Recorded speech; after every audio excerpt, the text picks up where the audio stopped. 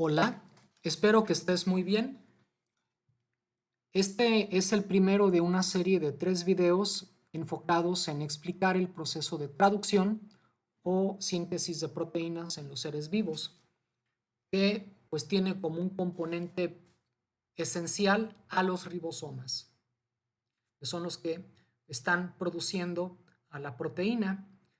En este diagrama vemos un RNA mensajero que está siendo sintetizado por la RNA polimerasa y este mensajero es leído por los ribosomas para producir la proteína, en donde cada uno de estos círculos verdes representa un aminoácido.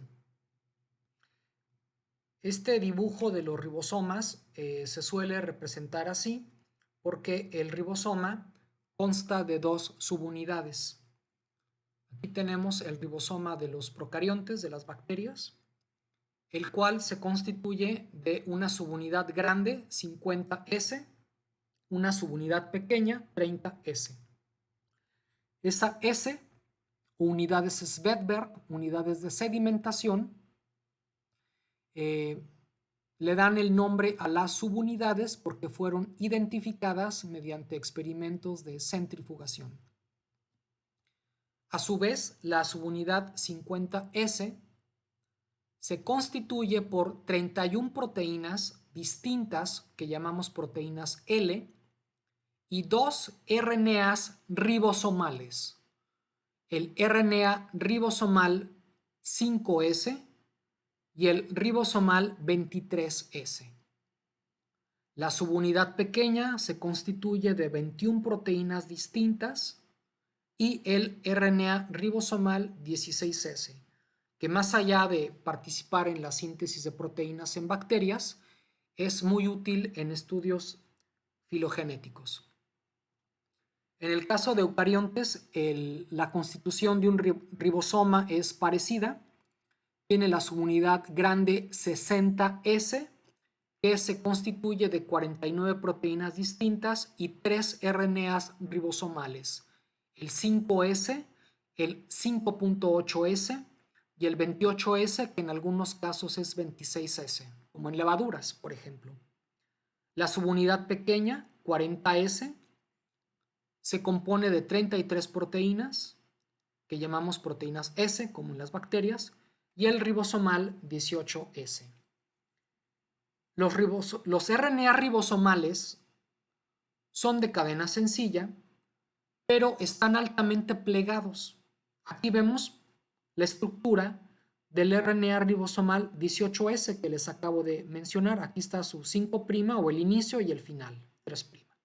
Y vemos cómo hay un sinnúmero de estructuras secundarias debido a los apareamientos que hay intramoleculares de las bases, A con T, G con C, y recordando que dependiendo del contexto de la secuencia, puede haber puentes de hidrógeno entre G y U. Esto obviamente tiene una estructura tridimensional, tiene un volumen como el que tenemos aquí, y es el que le da la forma o contribuye a darle la forma a las subunidades y por lo tanto al ribosoma. Además de los ribosomas, la traducción necesita de RNAs de transferencia. Aquí tenemos la ilustración de un RNA de transferencia, un RNA de cadena sencilla que tiene nucleótidos modificados. Esto que tenemos aquí es pseudouridina y en el 3' que siempre termina en A, ahí es donde se pega el aminoácido. Cuando un RNA de transferencia tiene unido covalentemente un aminoácido, lo conocemos como aminoacil tRNA. El aminoácido está ligado en el OH3' de este último nucleótido. Y cabe señalar que la porción más distante u opuesta al aminoácido lo conocemos como anticodón. Estos RNAs de transferencia los solemos representar así, en 2 dimensiones o forma de trébol, pero tienen una forma tridimensional como si fuera un 7. Esto del anticodón o la secuencia, digamos, opuesta al aminoácido, es necesario considerarla desde ahora porque la ligación del aminoácido en el tRNA es un proceso catalizado enzimáticamente. La enzima encargada o las enzimas encargadas de esto se conocen como aminoacil tRNA sintetasas. Lo que hace esta enzima es reconocer la secuencia del anticodón, esta que tenemos aquí, y un aminoácido en particular. Entonces, si hay correspondencia entre el aminoácido, que en este caso es triptófano, y el anticodón, se genera el enlace covalente utilizando hidrólisis de ATP. Antes de empezar propiamente a explicar el mecanismo de traducción, debemos entender que existe un código genético en el cual ciertos grupos de nucleótidos van a significar un aminoácido. Veamos este diagrama muy simple del dogma central, en donde el DNA, bueno, se replica de manera semiconservativa. A partir del DNA se produce el RNA mensajero por el proceso de transcripción y este se traduce en una proteína. Y checa el término traducción. Estamos pasando del lenguaje de los nucleótidos al lenguaje de los aminoácidos.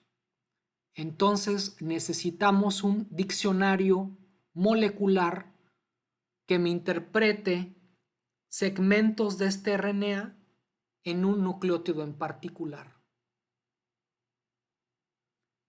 Y para eso, para descifrar ese código genético, se realizó este experimento por Mathai y Nirenberg, que fue un trabajo de premio Nobel, y aquí lo voy a explicar de una manera muy rápida.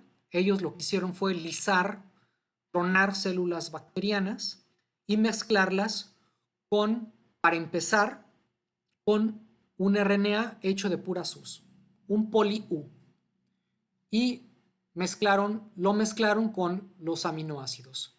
En un tubo había estos dos componentes y glicina, en otro tubo estos dos componentes y alanina, en otro tubo estos dos componentes con leucina, etcétera, etcétera. Y entonces, después de hacer todo esto, descubrieron que lo único que se obtenía era un polipéptido de fenilalanina. Y cuando cambiaban el poli-U por poli-A, lo único que obtenían era un polipéptido de lisina. Y cuando utilizaban poli-C, se obtenía un polipéptido de prolina. Con el poli-G, dada la naturaleza de la guanina, que genera cuádruplex, no fue posible realizar el experimento como tal. Pero después de realizar estos tres, empezaron a hacer sustituciones e incorporar nucleótidos distintos en estos homopolímeros. Y así llegaron a esta conclusión: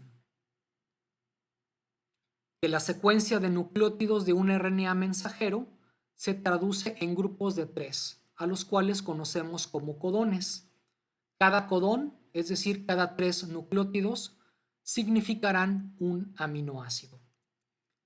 Aquí tenemos una tabla de este código y si recordamos que hay 4 nucleótidos y los codones son grupos de 3, quiere decir que tenemos 64 combinaciones. El código genético es universal porque esto mismo que vemos aquí, este diccionario molecular, se conserva en bacterias, en plantas, en animales. Obviamente siempre habrá alguna que otra excepción. Y decimos que es degenerado porque hay más de un codón que puede significar o codificar para un aminoácido, un mismo aminoácido. Veamos, por ejemplo, estos dos, UUU y UUC, ambos significan fenilalanina. o estos 6 que tenemos aquí distintos, los 6 significan leucina. A eso se refiere degenerado. De esta tabla podemos ver que hay un solo codón para el aminoácido metionina y 3 codones que llamamos stop o codones paro. Resalta la metionina porque una proteína siempre va a comenzar con el aminoácido metionina, lo que quiere decir que la maquinaria que traduce, que sintetiza proteínas, tiene que ubicar esto como el inicio y esto como el final. La traducción no va a ser a lo largo del todo el RNA, tiene que haber algo que lo interrumpe y para eso están los codones paro. Y bueno, la relación codón-anticodón es esencial para la traducción.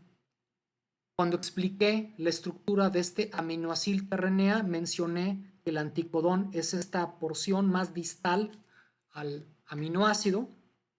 Y lo que ocurre en la traducción es que se forman estos apareamientos entre el anticodón y el codón, recordando que no dejan de ser ácidos nucleicos, cadenas de RNA, y por lo tanto este apareamiento tiene que darse en cadenas antiparalelas. Esta que va de 5 a 3' y del tRNA que va de 5 a 3' en sentido opuesto, antiparalelas. Estos dos tRNAs en verde, si te fijas, es el mismo, es el tRNA que acarrea o es el aminoácido tRNA que lleva fenilalanina y que puede formar puentes con estos dos codones que mencioné en la diapositiva anterior, recordando que G con U es posible y esta es una de las razones por las cuales un mismo aminoácido puede estar codificado por dos codones diferentes. Como ejemplo veremos el mensajero de HU de Bacillus subtilis, específicamente la región codificante del RNA mensajero. Me refiero con región codificante a aquella que es leída por los ribosomas. Un mensajero de bacterias o de eucariontes es más grande y codificante se refiere exclusivamente a lo que se lee o se interpreta por los ribosomas. En el caso de este mensajero, del HU, que codifica para la proteína HU1, es un mensajero de 279 nucleótidos. Si ya mencioné que los codones son grupos de 3, 279 entre 3 me sale 93. Quiere decir que en este mensajero tengo 93 codones. Aquí vemos algunos de ellos. 92 de ellos codifican para aminoácidos que resultan en la producción de una proteína de 92 aminoácidos y un codón paro, 92 más 1, 93, que es el que le dice al ribosoma que se debe de detener. Si comparamos o si interpretamos esta secuencia de codones con los aminoácidos que mencioné en la tabla anterior, nos daremos cuenta que AUG, que siempre va al inicio, codifica para metionina. AAC, asparagina, AAA, lisina, ACA, trionina, etcétera, etcétera. Al final tengo GGA, que es esta glicina, AAA, que es esta otra lisina, y el codón paro. Es así como se lee el código genético. Teniendo estas consideraciones, en el siguiente video vamos a ver cómo opera la traducción en bacterias.